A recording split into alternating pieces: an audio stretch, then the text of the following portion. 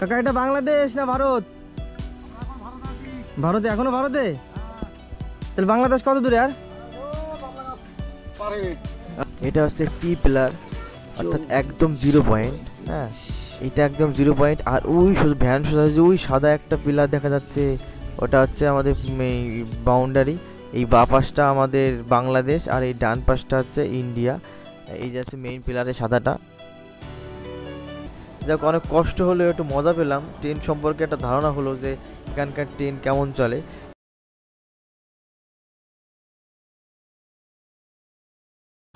নমস্কার, good morning সবাইকে। KD ব্লগের নতুন একটা ভিডিওতে সবাইকে স্বাগত জানাই। ইউটিউবার হিসেবে ফার্স্ট আমি কোনো বিদেশ ভ্রমণ করি, বিদেশ বলতে পাশের দেশ বাংলাদেশ। আমি বাংলাদেশে যাচ্ছি। আমি এখন আসি আরঙ্গাটা স্টেশনে। আমি যাব গেদে বর্ডার দিয়ে বাংলাদেশে যাব। এখন বাজে ভোর 5:30। দেখতেই পাচ্ছ স্টেশনটা একটু মোটামুটি ফাঁকাই আছে। 5:34 আমার ট্রেন।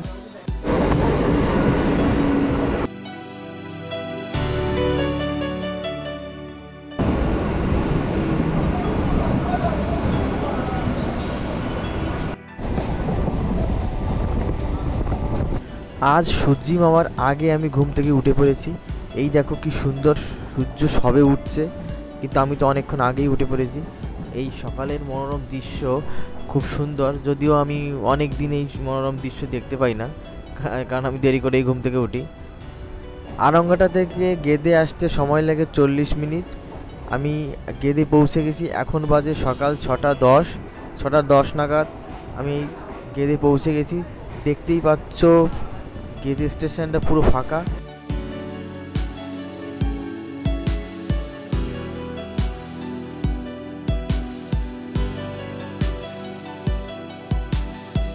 যে কটা লোক দেখতে পাচ্ছ ট্রেন থেকে নেমেছে, সবাই বাংলাদেশের উদ্দেশ্যেই আমরা যাচ্ছি, তার জন্য এই কটা। না হলে মানে এত সকালে গেদের দিকে কেউ আসে না, যদিও এই গেদের থেকে কলকাতার দিকে এত সকালে মালামাল নিয়ে যায়। আমাদের এখানে অনেকগুলো কার্যক্রম বাকি আছে।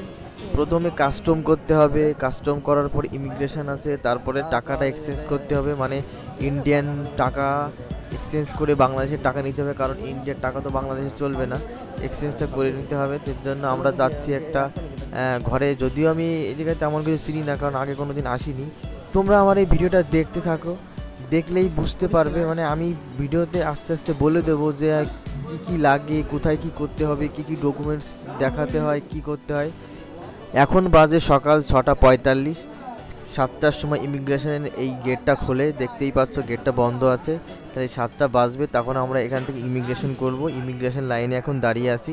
বন্ধুরা, এর ভিতরে ক্যামেরা অ্যালাউ নেই, তাই তোমাদের পরে বিষয়গুলো পরে বলছি। হ্যাঁ, আমার ইমিগ্রেশন কমপ্লিট। এবার ইমিগ্রেশন অবধি যে যে জিনিসপত্র লেগেছে সেটা হচ্ছে তোমাকে অবশ্যই একটা ভ্যালিড পাসপোর্ট থাকতে হবে, তার ভিসা থাকতে হবে, যদি যে দেশে যেতে চাও তার ভিসা থাকতে হবে, এবং তোমার এই ইমিগ্রেশন লাইনে দেখাতে হবে তোমার বার্থ সার্টিফিকেট, তারপরে তোমার ভোটার কার্ড অথবা আধার কার্ড। যেহেতু তুমি ফার্স্ট টাইম যদি যাও তাহলে তোমার ভোটার কার্ড মাস্ট দেখাতেই হবে। ইমিগ্রেশনের আগে করতে হয় কাস্টম। এবার কাস্টম তুমি যে ঘরে যাবে সেই ঘরে লোকজনই তোমার কাস্টম করে দেবে। ওদের 50 টাকা দিলে ওরা কাস্টম করে দেয়। যদি তোমরা কেউ নতুন গিয়ে থাকো তাহলে এই কাস্টমটা ঘরের লোক দিয়ে করাবে, তাহলে কি হবে তোমাদের সুবিধা হবে, কারণ ওই জিনিসগুলো তোমরা জানবে না, অন্যরাই জানে কী দেখি করতে হবে। যাক, 50 টাকা দিলে কাস্টম করে দেবে। তারপর ইমিগ্রেশন লাইনে ওরাই দাঁড় করিয়ে দেবে, দাঁড় করিয়ে তারপরে তোমরা ইমিগ্রেশন করে এই ইমিগ্রেশন কমপ্লিট হলে তারপরে যেতে হবে চেকপোস্টে। সেখানে গিয়ে ব্যাগপত্র চেক করা হবে। আমরা সেই দিকেই যাচ্ছি। হ্যাঁ, আমি তারপরে মানে পরে কি হয় সেগুলো তোমাকে আমি আস্তে আস্তে করে জানাচ্ছি। সবাই চেকপোস্টে কোনো রকম ক্যামেরা অ্যালাউ নেই, তার জন্য এখানে ক্যামেরা আমি অন করতে পারিনি, তাই তোমাদের আমি দেখাতে পারিনি। যাই হোক, আমাদের চেক কমপ্লিট। আমরা এখন বর্ডার এই পারে বাংলাদেশে ঢুকে গেছি। এই দেখো এখানে কতগুলো মানে ইঞ্জিন ভ্যান রয়েছে মানে যাওয়ার জন্য, কিন্তু আমি কোনো ভ্যানে উঠছি না। বন্ধুরা, বাংলাদেশে ঢুকে গেছি আমরা। ওই তো ইন্ডিয়া। আমি কোনো ভ্যান নিইনি, কারণ আমি হেঁটে হেঁটে যাওয়ার আশেপাশে সব তোমাদেরকে ঘুরে ঘুরে দেখাবো কি আছে, তার জন্য আর এখান থেকে যদি কেউ মানে ভ্যানে যাও তাহলে তার 30 টাকা করে লাগবে। তো যদিও অল্প একটুকু রাস্তা। কাকা এটা বাংলাদেশ না ভারত? ভারতে, এখনো ভারতে? তাহলে বাংলাদেশ কত দূরে আর? এই গাড়িগুলো কিসের? বাংলাদেশের না সব ইন্ডিয়া? ক্যামেরা লাগানো এখন এখানে ক্যামেরা লাগানো, তাহলে কি হয়? বেশি কথা শুনলাম আর কি আছে।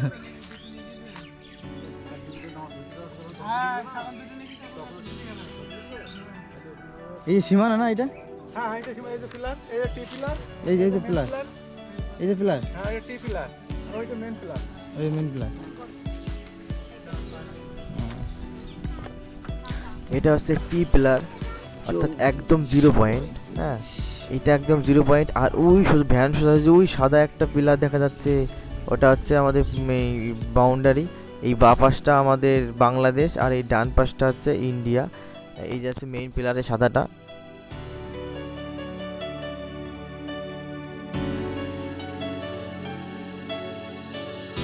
আমরা এখন 0 পয়েন্ট পার করে পুরোপুরি বাংলাদেশের ভিতরেই ঢুকে গেছি। এই সামনেই দেখতে পাচ্ছ একটা বোর্ড লেখা রয়েছে বাংলাদেশ, বাংলাদেশে আপনাকে স্বাগতম। অর্থাৎ আমরা পুরোপুরি বাংলাদেশে ঢুকে গেছি। এটা হচ্ছে বাংলাদেশের চেক পোস্ট, এখানে চেক করা হবে। আর এই দেখো বাংলাদেশের পুরো ম্যাপটা। যদিও এরপর থেকে আর কোনো ফোন বা ক্যামেরা অ্যালাউ নেই, তাই আমি তোমাদের বাংলাদেশ চেক পোস্টটা দেখাতে পারলাম না। আর এই দেখো হচ্ছে এটা হচ্ছে বাংলাদেশের রেল লাইন, যেটা আমাদের গেদে দিয়ে কলকাতায় গিয়েছে, সেটা হচ্ছে এই পাশটায়। আর আমার ডান পাশটা হচ্ছে বাংলাদেশে ঢুকে গেছে। এটা হচ্ছে বাংলাদেশের চেকপোস্টের মানে আউটডোর, মানে বাইরের জিনিসটা আমি যা ভ্যানের থেকে জিনিসটা করলাম। হ্যাঁ, আর এর বেশি আর দেখানো যাচ্ছে না।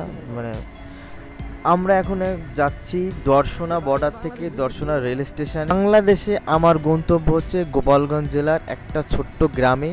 সেই গ্রামে এবার আমি সম্পূর্ণ পুজোটা কাটাবো এবং গ্রামের পুজো কেমন হয়, তারপরে কি না হয়, আমি সম্পূর্ণ ভিডিও আমার এই ইউটিউব চ্যানেলে পোস্ট করব। আমার এই ভিডিওগুলো তোমরা বাংলাদেশের পরিবেশটা দেখতে চাও তাহলে আমার এই চ্যানেলটাকে সাবস্ক্রাইব করে রাখো, তাহলে আমি যখনই ভিডিওটা পোস্ট করব তোমাদের সামনেই আগে পৌঁছাবে এবং তোমরা জিনিসটাকে দেখতে পারবে।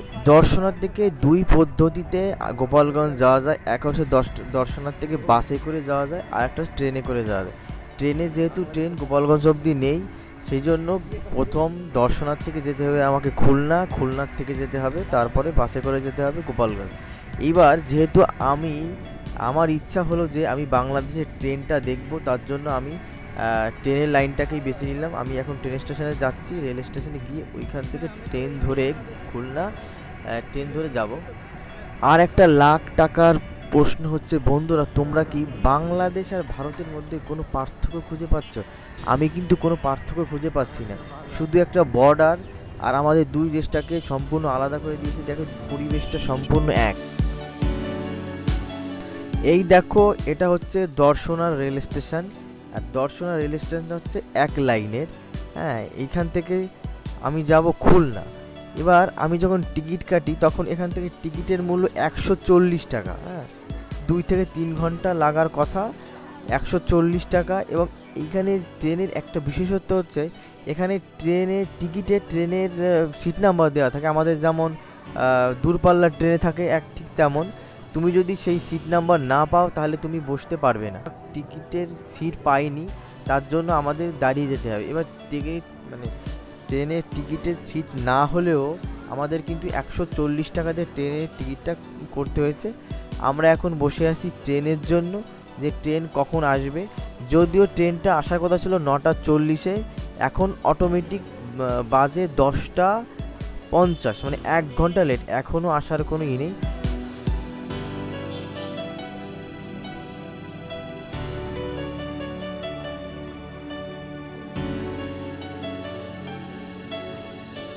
আমাদের খুবই খিদে পেয়েছে, তার জন্য আমরা দুজন কিছু একটা খেয়ে নিচ্ছি। আমরা হচ্ছে কলা রুটি খাচ্ছি। আমরা সকাল থেকে কিছু খাইনি।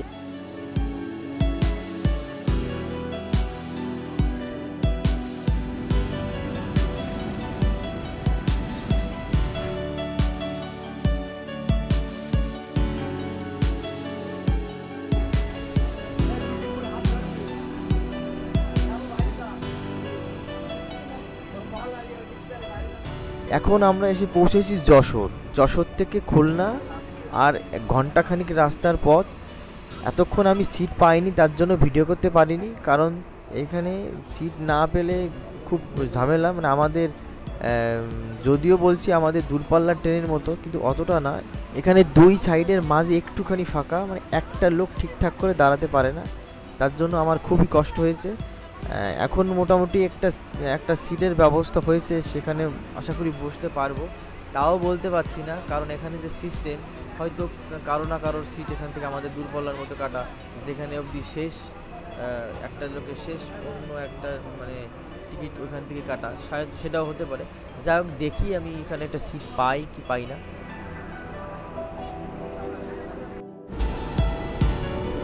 হ্যাঁ, ঠিক আমি যে সিটটায় বসেছি এই সিটটা অন্য কারোর এই যশোর থেকে কাটা ছিল।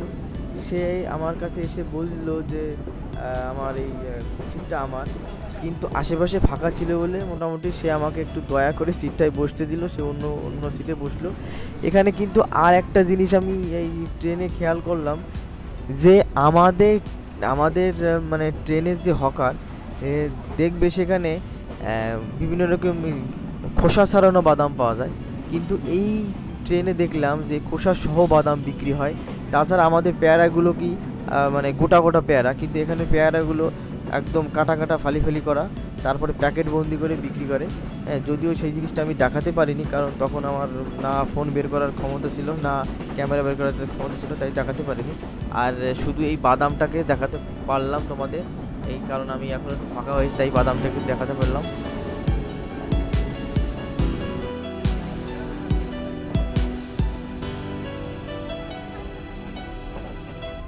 অবশেষে আমরা দীর্ঘ প্রতীক্ষার পর আমরা খুলনা স্টেশন পৌঁছালাম।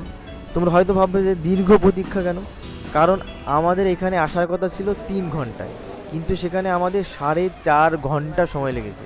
মানে এত সময় লেগেছে যে মানে এদের যে এক্সপ্রেস ট্রেনটা আমাদেরকে লোকাল ট্রেনের কাছেও বাচ্চা, মানে এত স্লো চলে। যদিও একটা নতুন অভিজ্ঞতা হলো, কারণ এই অভিজ্ঞতা করার জন্য হয়তো আমি ট্রেনে এসেছি। যাক, অনেক কষ্ট হলেও একটু মজা পেলাম, ট্রেন সম্পর্কে একটা ধারণা হলো যে এখানকার ট্রেন কেমন চলে। এটা হচ্ছে খুলনা স্টেশন, খুলনা স্টেশন। দেখতে পাচ্ছ খুলনা স্টেশনের পরিবেশটা মোটামুটি ভালো, খারাপ না। হ্যাঁ,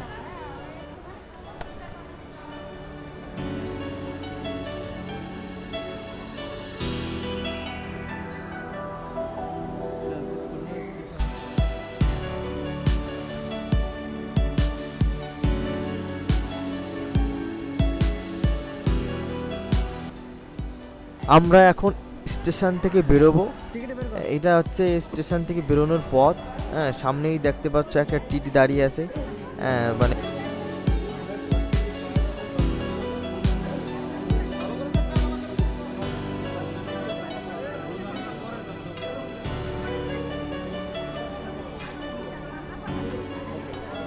আমার ওই ভাইটার কাছে টিকিটটা ছিল, তাই টিটি যখন টিকিটটা দেখাতে বললো, ওকে বললাম টিকিটটা দেখাতে, ও দেখালো।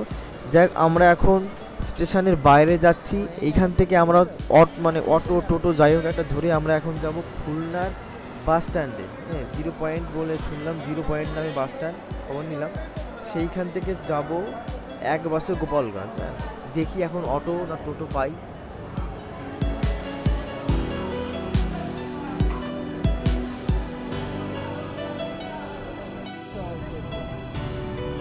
আমরা এখন উঠেছি একটা টোটোতে।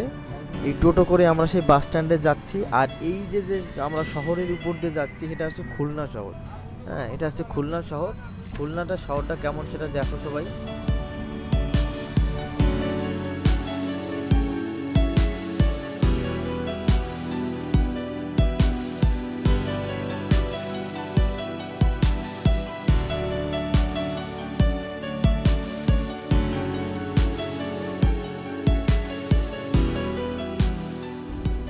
আমরা এখন খুলনা থেকে গোপালগঞ্জের বাস ধরেছি। এই দেখো বাস, বাংলাদেশের বাসটা কেমন সেটা দেখো, তার সিটগুলো কেমন।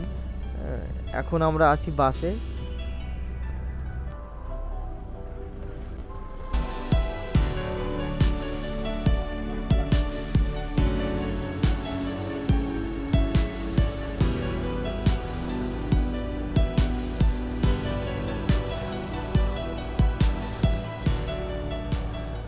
আমি এখন আছি রূপসা ব্রিজের উপরে। রূপসা ব্রিজ খুলনার রূপসা নদীর উপর অবস্থিত রূপসা ব্রিজটা। আর এই রূপসা নদীটা আমাদের যে পদ্মা নদী, এই পদ্মা নদীর একটা শাখা নদী হচ্ছে এই রূপসা নদী।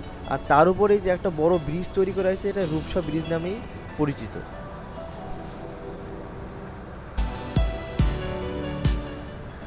আমার এই ভিডিওটা তোমাদের যদি কোনো উপকারে আসে অথবা ভালো লেগে থাকে, তাহলে আমার এই ভিডিওটাকে একটা লাইক করো। আর হ্যাঁ, যদি কোনো কিছু বাদ থাকে, তোমাদের জানার ইচ্ছা থাকে, তাহলে আমাকে কমেন্ট করে জানাও। হ্যাঁ, আমি চেষ্টা করব তোমাদের সেটা জানানোর।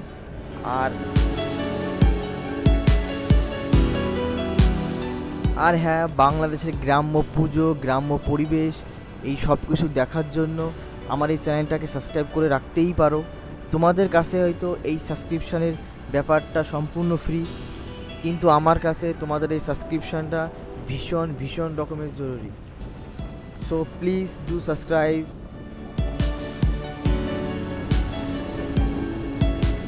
আমার ভিডিও আজ এই পর্যন্তই। আবার দেখা হবে অন্য কোনো ভিডিও নিয়ে। ততদিনে সবাই ভালো থেকো, সুস্থ থেকো এবং ভালো রেখো আশেপাশের সব জিনিসগুলোকে। নমস্কার।